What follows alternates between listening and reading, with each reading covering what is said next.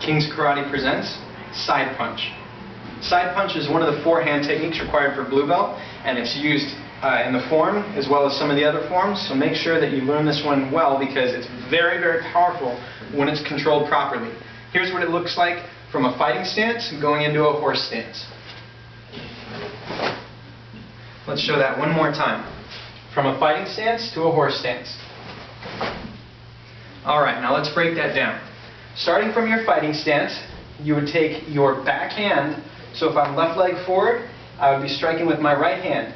It starts from a chamber position, and you're taking that hand, punching with your front 2 knuckles, landing in a horse stance, and aiming at your floating rib level. So you'd be aiming and attacking your opponent's floating rib with those 2 knuckles right there. A really good tip for getting the most momentum and leverage and power you can out of this technique is to imagine that there's a rope tied to your hand. So what it's doing is it's going around your hip and going straight there, and you want to drag that rope, that fist, straight in toward your attack. Now what this does is not only gives you a lot of power coming from your hips, but it keeps you going straight and level during your attack. You definitely don't want to stomp down into this technique.